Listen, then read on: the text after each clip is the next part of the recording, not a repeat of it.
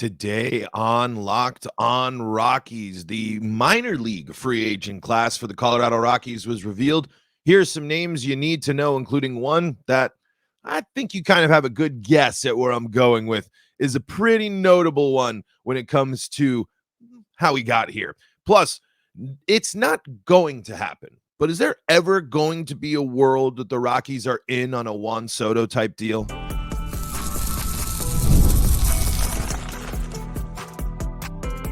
You are Locked On Rockies, your daily Colorado Rockies podcast. Part of the Locked On Podcast Network, your team every day.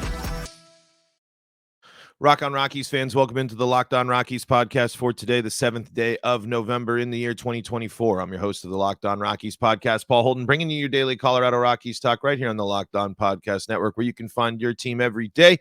And if your team is the Colorado Rockies, guess what? You're in the right spot. You have found us. We are Daily Colorado Rockies Talk, hosted by me, Paul Holden, right here on the Locked On Podcast Network, on your favorite streaming services, and on the Locked On Rockies YouTube channel, where you can be part of the show. You can fire off your hot takes, just like Jack did, noticing that I noticed more often than not Tovar would get caught stealing. That's in relation to our conversation yesterday about why I believe that stealing more bases is one of the most important things for the Rockies to do.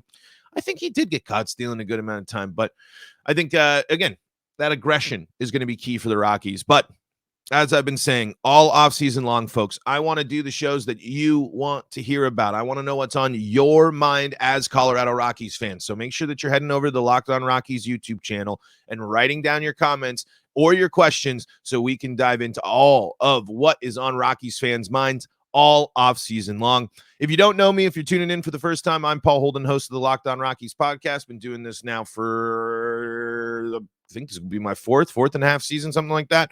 And been loving, following, watching, supporting the Colorado Rockies all my life. Yes, that's right. I've signed up for a lifetime of Rockies fandom, and we're bringing it all together here with you, the Rockies fans, on the Locked On Rockies podcast. Today, going to talk about notable minor league free agents, including one, Eleris Montero, that I think is one that deserves the conversation. It because these guys, certain guys leaving from this organization, and Purple Row actually has a great piece that highlights a couple of these guys that we're going to focus on today. And this is a time of putting faith in the development abilities of the Colorado Rockies. These guys are the warning signs as well. Before we dive into everything today, today's episode is brought to you by Game Time. Download the Game Time app, create an account, and use code LOCKEDONMLB for $20 off your first purchase. So over on Purple Row, they have a piece here from Mac Wilcox reviewing the minor leaguers departing the Rockies here. And there's a lot more from the Rockies that are there. Let's see. The Rockies are losing, 1, 2, 3, 4, 5, 6, 7, 8, 9, 10, 11, 12, 13, 14, 15, 16, 17, 18, 19, and 20. Some of these names I'm not too familiar with. Some of these names definitely familiar with. That's why the Purple Row piece is very helpful, because basically they took the ones that we mostly know. And some of these will be interesting. And I do think that there is a name on here that I don't think would be crazy to bring back as well. So let's dive into some of these names here. And first on the list, Riley Pint. And man, I love a good story. I love I love a guy that was pushed to the brink, stepped away, and came back to rise for the challenge. I just don't think Colorado is the place for him. And as Mac points out here, his future in baseball might be up in the air. But you know what? He went, and for nearly a decade now, he has had to do just kind of grind his passion for the game, his love of the game being tested. And unfortunately, when he came up to the big leagues last year and his very, very small sample size, it just didn't work. And it's just not, he's not going to fit into the bullpen. He's not going to fit in as a starter, as Mac points out here on this piece. But here's part of that. Colorado can try to bring him back into the fold, but it looks like his time in purple is over. Given his struggles at the MLB level, albeit an incredibly small sample size, it will be interesting to see if the Rockies continue to unlock his potential or if another club will try to get the most out of the former highly touted prospect. I think if you're Riley Pint and you're wanting it to continue, I think you have to at least see if there's another team that takes it. If you can get to a team that you don't have to deal with the challenges of altitude, don't have to deal with the challenges of a rebuilding team, or a team that can kind of slot you in and give you I think Riley Pint would benefit personally from a different perspective, a little, just because it's been such a grind for him with Colorado. Why not try something new? Why not try to reinvigorate your love for the game? And why not try to see if you can find yourself on the field somewhere there for another club? I just think the challenge of pitching at Coors mixed with just a lot of history there. Sometimes players just need that fresh start, and it's a big deal for them. And that's going to relate to what we were talking about, or what we're going to talk about in just a little bit. Let's see. Willie McIver is also on this Purple Row list. Says McIver is going to be pretty much blocked by Drew Romo, and this seems like an opportunity for Willie to go out and make a name for himself elsewhere. Because as Mac points out here in this piece, the 27-year-old backstop recorded a productive season at AAA Albuquerque last year, slashing 297, 382, 530 to go along with 15 homers and 5 triples. This was in the hitter-friendly PCL, of course, but it's safe to assume that a team will take a flyer on the swinging signal caller. Yeah, if you're seeing offensive production like that, albeit even with Albuquerque or the PCL, you sit there and you say that's good news. That's something especially that you can count on. A AAA level catcher too. There are teams that'll certainly be interested in trying to figure out about getting a productive catcher that they can sign up from the minor league free agent market. I think that's a no-brainer, as the Rockies are in a situation where catcher, it just isn't on the mind when it comes to the plan right now. The only catcher on the mind for the Rockies is getting a new deal done with Jacob Stallings, and what that looks like for the Rockies after the decline of the option there. So don't think we'll be seeing Willie there come back to the Rockies as well. Grant Levine, another herald prospect, as Max says here, that was once considered a future major leaguer. Levine hasn't been able to generate consistent results throughout his time in Colorado's minor league system. And Tolia at first base, and Chris Bryant and Hunter Goodman blocking as well. Looking tough to find a spot for Levine here to get playing time. Max says this about Levine. If he can find his swing, he could be a sneaky good pickup for another franchise willing to take the time to develop him. As teams search for help in the corner infield positions, we'll see if he ends up heading towards new pastures or returning to the Rockies on a new deal. Yeah, that's an interesting spot to be. And again, the corner infield position is a tough spot to be if you're a Rockies prospect looking to make their impact. The Rockies, I'm pretty positive, made it very clear that Michael Tolia is the starting first baseman for the Rockies. You'll be able to switch in with Chris Bryant as well, whatever his role is going to be next year. That's going to be very, very tough to navigate. And of course, as Hunter Goodman is continuing to look for his spot as well.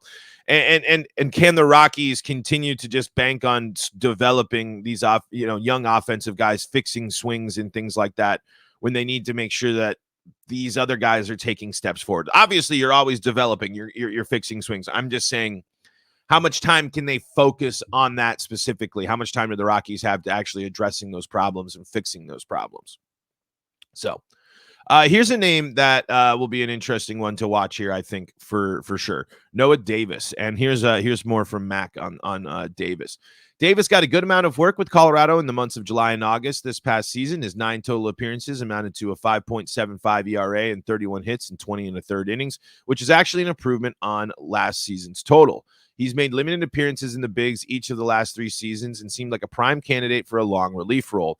Instead, he'll have to see if his repertoire is enticing enough to convince another team to give him an opportunity. His ability to pitch out of the bullpen, as he did with the Rockies, or as a starter, as was his role in the minors, will doubtless be interest to other clubs. We'll see what kind of magic they can work out to draw out his latent potential, as has been done before. And a little Dragon Ball Z reference there as I clicked that link there for Noah Davis.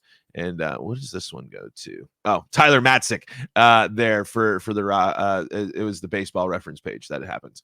I personally, I wouldn't mind if the team tried to figure something out with Noah Davis. I think while it was far from perfect, I think it's a guy that if he was given a role that he consistently knew he was going to be in a bullpen, someone that does have somewhat of some experience, at least pitching at the major league level, I don't think if he would be a bad piece for this bullpen. I think it would be an interesting thing to see the Rockies and being able to work with Davis and see where it goes from there. But in that time, the whip is high. There's got banged up in his last appearance there. But I do like I do like 15 strikeouts in 20 innings pitched. I do like looking at things that only 7 walks in that time. Did give up the 13 earned runs there, but again, I think that there could be some. When I watched him, I don't have there's not necessarily anything that blows me away or anything like that. But I think it's something that it can be. I think it's interesting, and again, he had back in August, he did have 4 innings of relief. There was enough there that I think that the potential could be explored. The experiment could be a little more intriguing, but I don't know. We'll see. The Rockies bullpen is in such an interesting spot on what they're going to do when it comes to young guys and what the free agent approach might be in terms of adding a bullpen piece, because we'll see. Again, we got GM meetings coming up this weekend. Who knows? All right.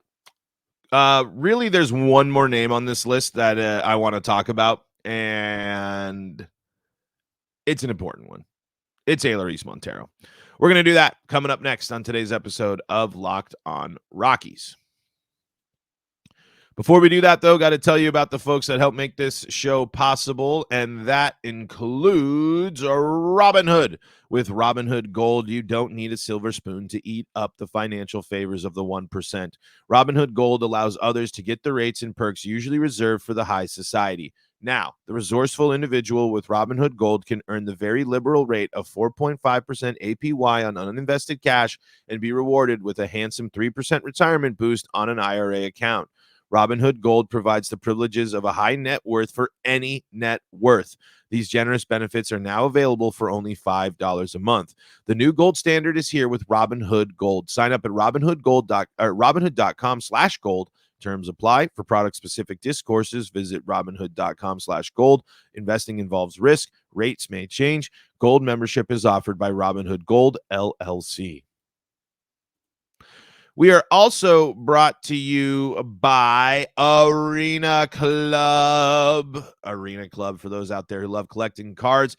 You don't want to be spending $2,000 or more on that Elly De La Cruz rookie card or that Ezekiel Tovar rookie card. It just isn't in the cards. You might love collecting, but that's some serious money to drop. And thanks to slab packs from arenaclub.com, now it's possible to score gem mints for a fraction of their retail price. Every card that's listed was hit. That Elly De La Cruz one was in last week's Arena Club slab pack drop. Arena Club is the only repack that provides real value, a complete view of all possible cards, and clear hit rates for each one. After your pulls are revealed, they'll immediately be placed in your showroom for safekeeping, selling, trading, or auction. The Arena Club grading process is accurate, fast, and transparent, with a full grade rationale provided, an explanation of how your card was scored. Whether you're buying, selling, trading, or displaying, Arena Club is the card collecting platform you have to check out. Right now, you can get 10% off your first slab pack or card purchase by going to arenaclub.com/lockedonmlb and use code LOCKEDONMLB. That's arenaclub.com/lockedonmlb, code LOCKEDONMLB for 10% off your first purchase.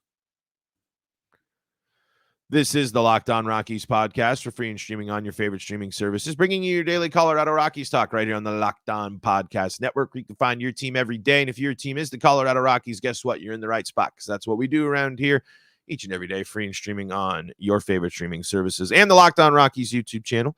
Every time you like a video, every time you leave a comment, every time you leave a 5-star review, you are helping the show out. Really do appreciate that, folks. Thank you so much for your support throughout this offseason. So close to that 1,000 subscribers on YouTube. Help us reach that goal. All right, folks. We were talking about notable minor league free agents there. Of course, thanks to this wonderful article from Purple Row reviewing the minor leaguers departing the Rockies. Here's the name to focus on. And I think this is a name that people are going to remember. This is a name that people will be surprised to hear that is leaving, and it didn't work out. I guess it's not that surprising, but Elehuris Montero is a free agent. And before we dive into that, with the reports that the Rockies are shopping Austin Gomber, at least that earlier on. I don't necessarily know if that's still going to be the case throughout this offseason. It's a reminder that even though Arenado, he's got a couple of MVP, close to MVP seasons on the decline now. It's just this is the risk. And this is a thing that the Rockies are going to have to recognize, because this is a guy that tore it up at the minor league level. This is a guy that has shown that he can hit for power. There are a lot of things that I think make Montero a Major League Baseball player.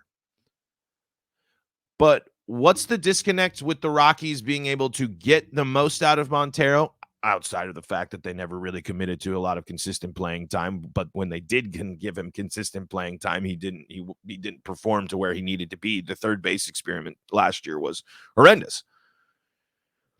But when you make a deal of that magnitude, when you are trading away a surefire player, there has to be a surefire bet, man.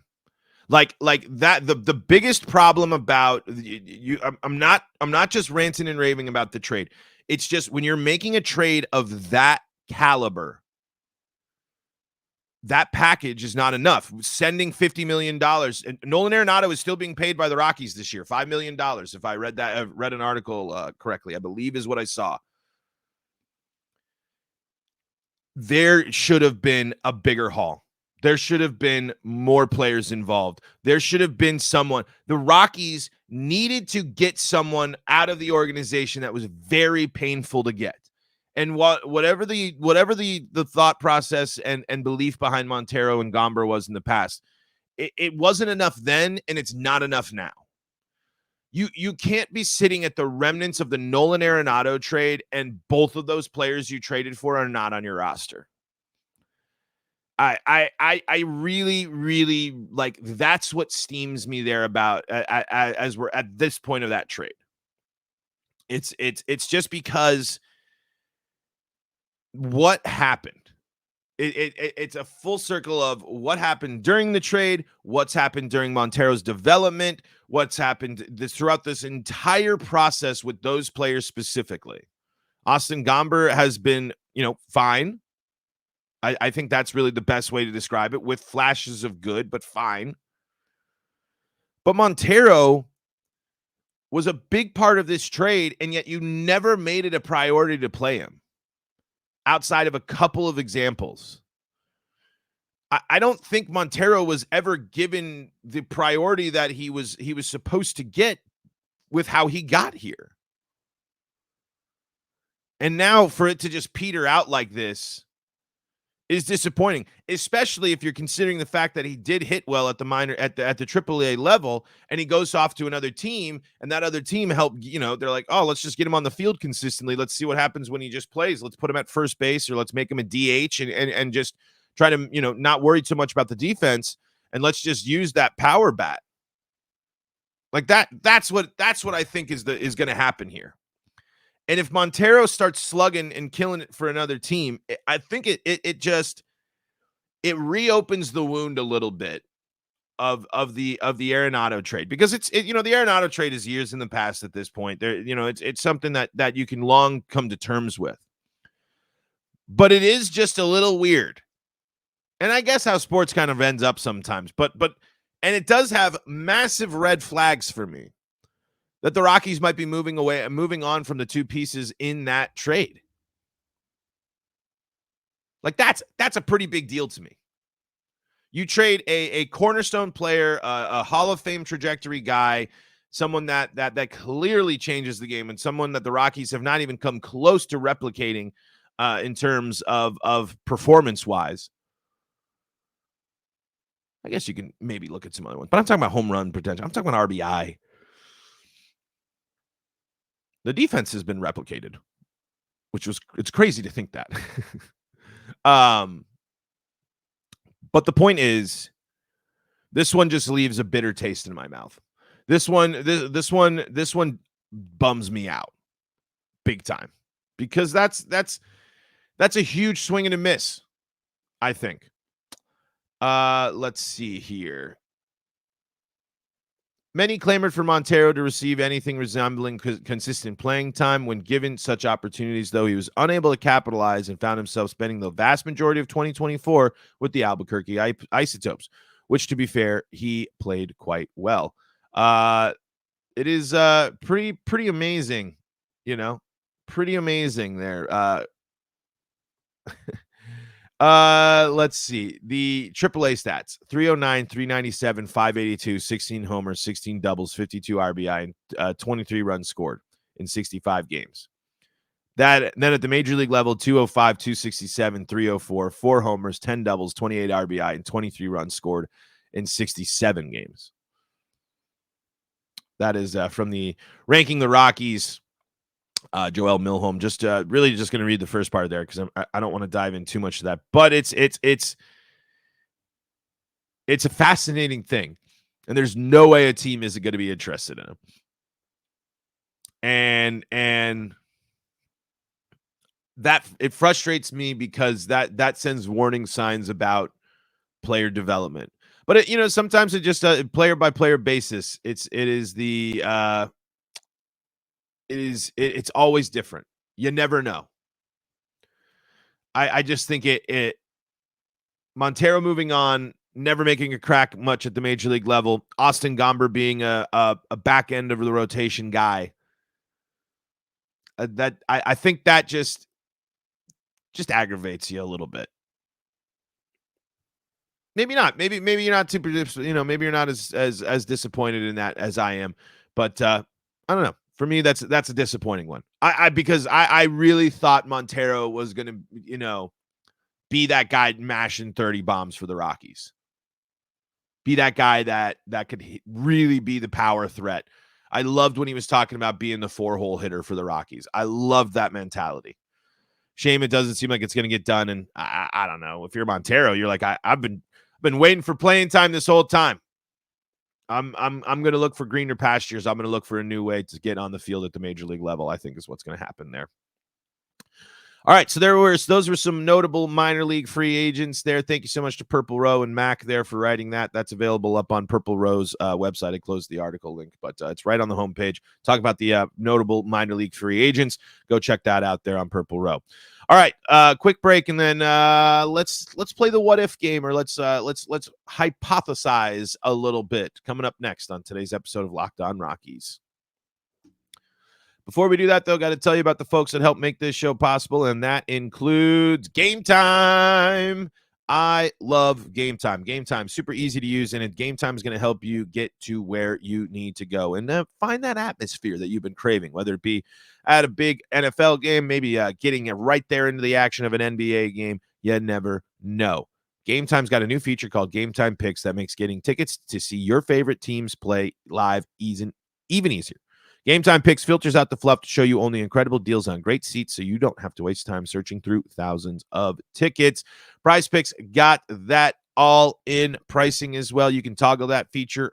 You show up all those prices up front, so you're going to know exactly what you're going to pay before checkout. You know exactly what you need. No games, nothing like that. one of my favorite things, you're going to get the view from the seat. You're going to know exactly where you're going to sit. You're going to know where your seats are at. So when you get to the venue, you're not going to be surprised. There's not going to be a giant pole sitting there in your way after you just bought these tickets. Take the guesswork out of buying tickets with Game Time Picks. Download the Game Time app, create an account, and use code LOCKEDONMLB for $20 off your first purchase. Terms do apply. Again, create an account and redeem code LOCKEDONMLB for $20 off. Download Game Time today. What time is it? Game time.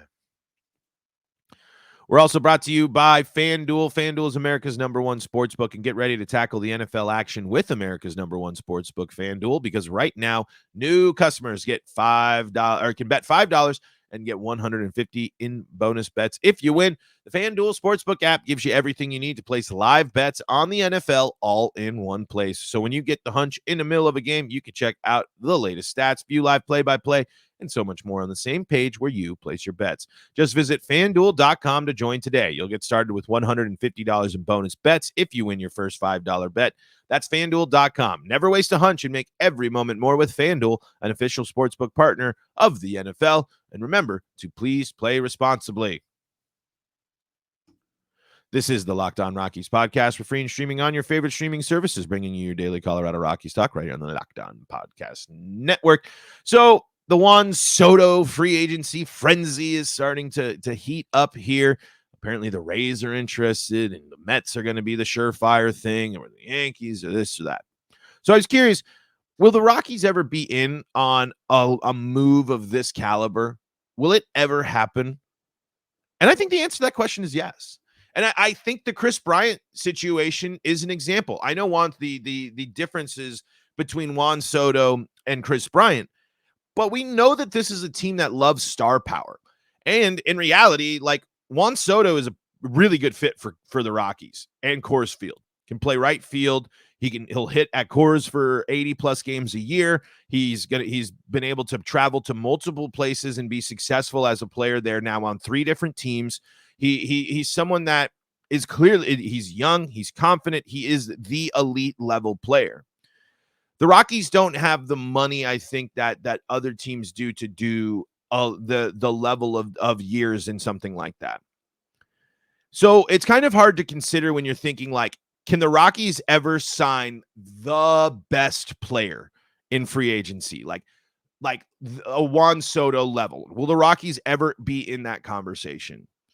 And 95% of the time, it's going to be no. But I do think with the Rockies being a team that's giving big contracts to other people, given a lot of years, I mean, there are a lot of factors I think that could be in there that make the Rockies a team that's interested in. I think if in an alternate world, if you kind of set the stage that you bring in more interesting free agents, like, during the